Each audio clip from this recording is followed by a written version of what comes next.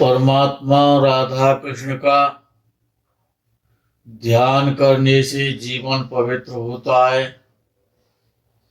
उनके श्री चरणारविंदों में नमन बंधन करते हुए मित्रों को, जिज्ञासुओं को, धर्म प्रेमियों को हर हर महादेव बम बम भोले नमः शिवाय। मित्रों, एक होता है मंगल और एक होता है अमंगल। राहु और मंगल की युति ऐसे समझी जानी चाहिए जैसे कि मंगल में अमंगल आ गया हो। राहु मंगल की युति के कारण अंगारक युग तो बनता ही है, और जब अंगारक युग बनता है तो बड़ा कष्टकारी होता है। इस अंगारक युग की निवृत्ति के लिए भगवान सदाशिव के पुत्र सदानंद, जिनको स्कंद कहा जाता है, सदानंद भगवान की पूजा अर्चना करनी चाहिए। मंगल मजबूत हो जाता है। जिस प्रकार से कि सन 2021 में वर्तमान में इस समय और राहु और मंगल की युति वृषभ राशि में हो चुकी है। राहु और मंगल दोनों ही वृषभ राशि में चल रहे हैं, और जब भी राहु और मंगल वृषभ राशि में चलते हैं तो धन का नाश करते हैं। वृषभ राशि के राहु और मंगल धन का नाश करते हैं। चोरों के द्वारा, ठगों के द्वारा, प्रपंचियों के द्वारा व्यक्ति छला जाता है, छल का शिकार हो जाता है। क्योंकि राहु माया है, छली है और प्रपंची है, मैजिशियन है। सामने वाले को दिन में आकाश में तारे दिखा देता है। इस प्रकार का ये जो राहु ग्रह है, ये बड़ा चतुर है और चालाक है, बुद्धिमान है, राजनीति का, छल का, प्रपंच का, मायावाद का, वितंडावाद का कारक है। राहु और मंगल की युति जब तृतीय भाव में होती है, जिस प्रकार से कि मीन राशि वाले जो भी जातक हैं, उनका इस समय गोचर में मंगल और राहु तीसरे भाव में चल रहा है, तो मित्रों से और भाइयों से वाद विवाद हो सकता है, यात्राओं से कष्ट मिल सकता है। यात्राएं कम से कम करें, लेकिन ऐसा राहु और मंगल तीसरे भाव में दोनों ही कारक होते हैं तो आपका पराक्रम बढ़ाएंगे, आपका यश बढ़ाएंगे और आपका वैभव भी बढ़ाएंगे। लेकिन मित्रों से अनबन होने की संभावना उत्पन्न करते हैं।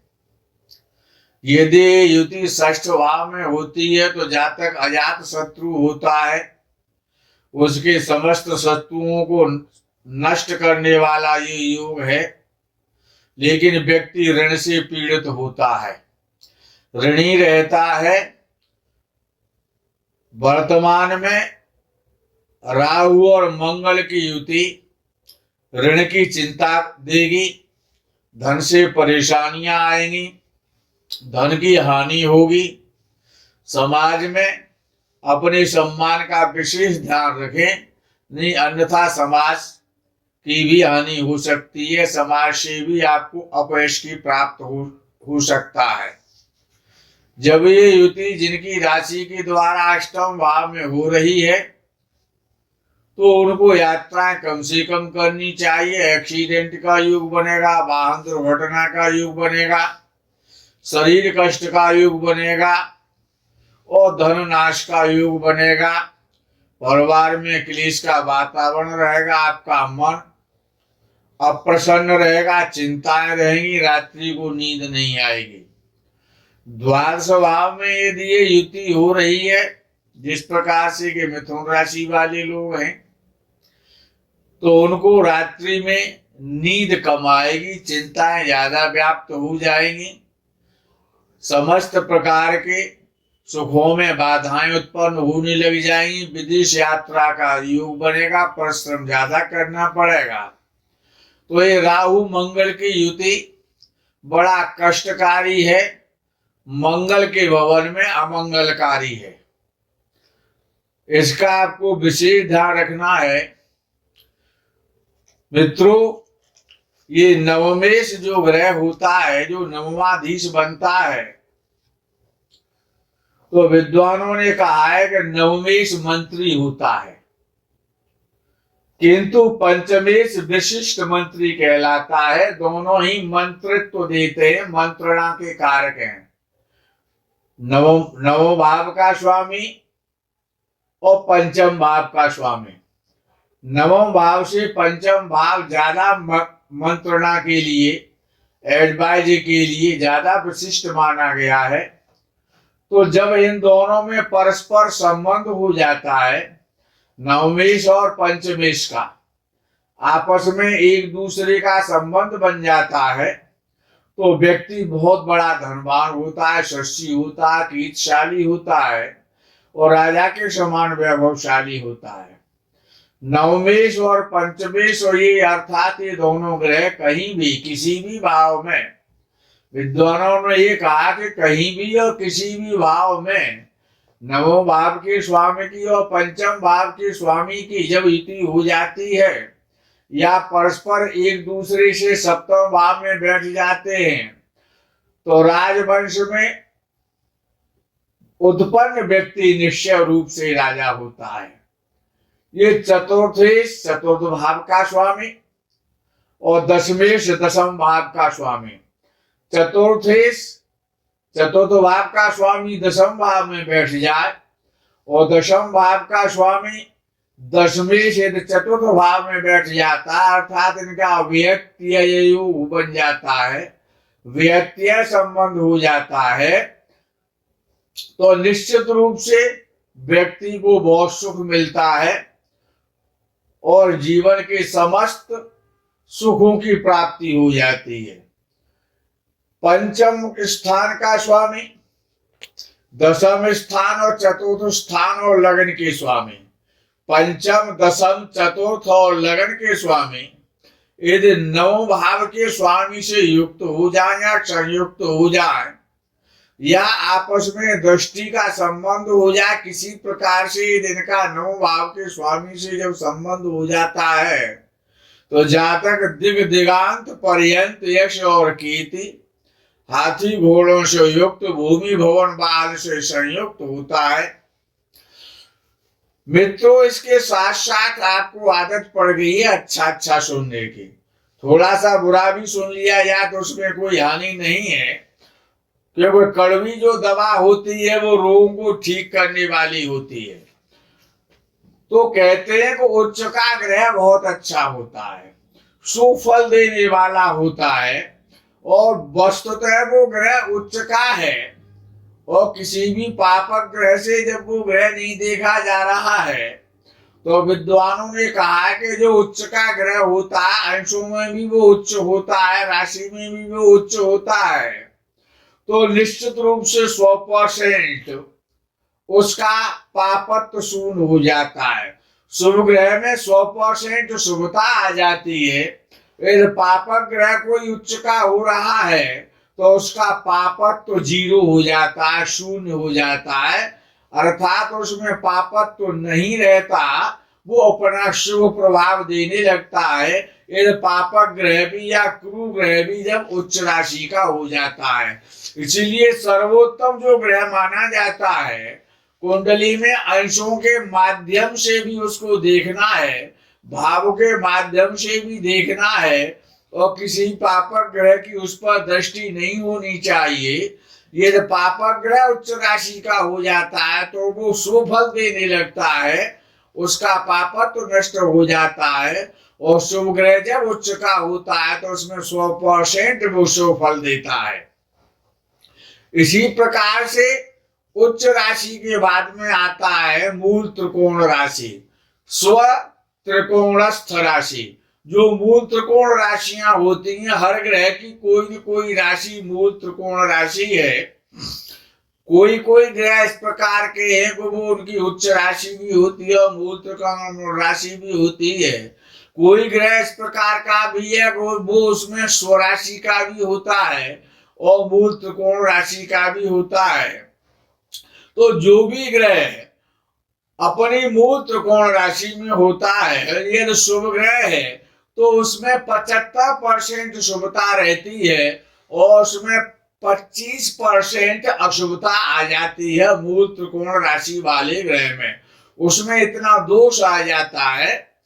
और यदि कोई पापक ग्रह है तो उसमें पापत्व तो 25% कम हो जाता है और उसमें 75% शुभता रहती है और 25% उसमें पापत्व हो जाता है।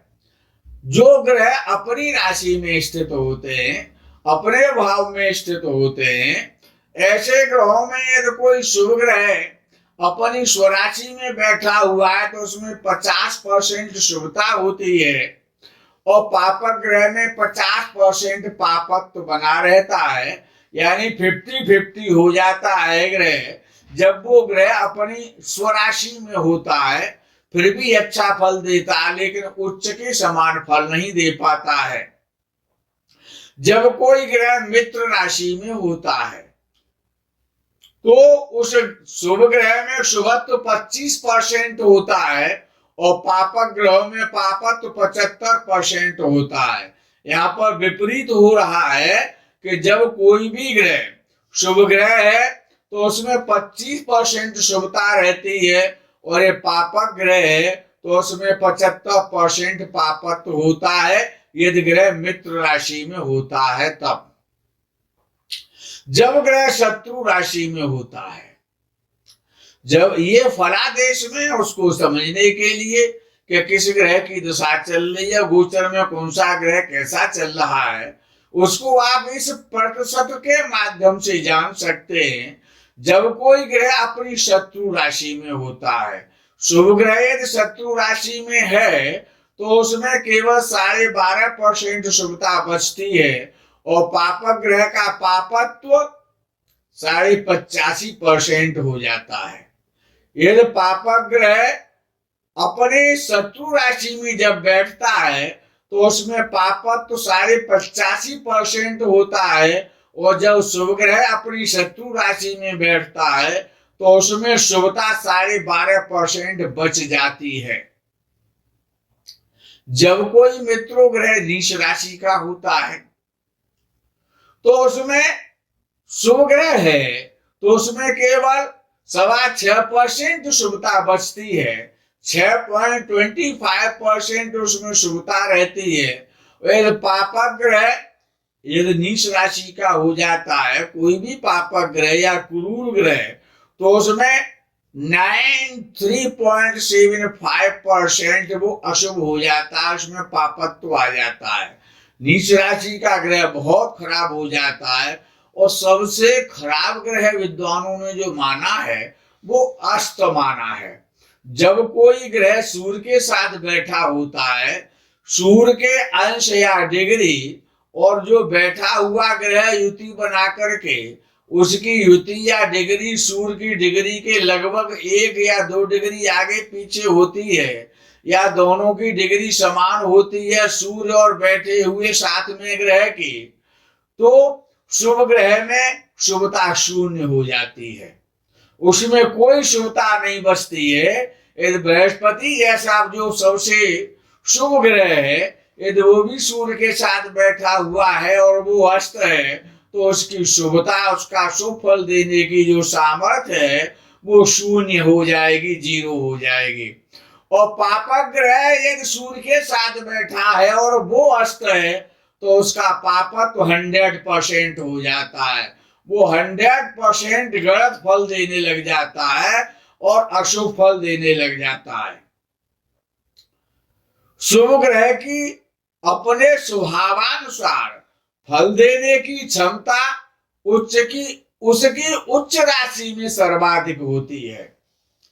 अस्तावस्था में जब कोई भी ग्रह अस्त अवस्था में होता है तो उसकी जो फल देने की जो क्षमता है शुभ ग्रह की वो 0 हो जाती है और अशुभ ग्रह की 100% हो जाती है कि वो अपना 100% अशुभ फल देगा ही देगा, उसको कोई टालने वाला नहीं है। मित्रों, ये ग्रह फल देने की जो क्षमता है ये युति के आधार पर, दृष्टि के आधार पर और अंशों के आधार पर भी देखना परमावश्यक है। कोई शुभ ग्रह यदि अपनी उच्च राशि का होकर के तृतीय स्थान में बैठा हुआ है तो उसकी शुभता में न्यूनता आ जाएगी, कमी आ जाएगी। यदि पापक ग्रह यदि इन्हीं भावों में बैठा हुआ है तो भी उसकी क्षमता में ह्रास हो जाएगा। शुभ ग्रह की शुभता शुभ फल देने में तभी वृद्धि करती है कि स्थान भी शुभ हो, अंश भी शुभ हो और दृष्टि भी शुभ हो। ग्रह हर प्रकार से जब बलवान होता है, बलशाली होता है, तब उसकी शुभता बढ़ती है और अपनी दशा काल में वो अच्छा, अपने समय में वो अच्छा फल देता है।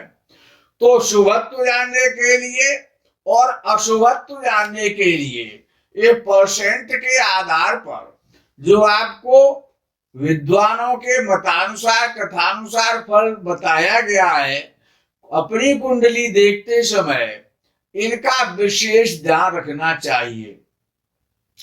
मित्रों, आज के इस प्रकरण में इतना ही। आगे के प्रकरण का आपको इंतजार रहेगा।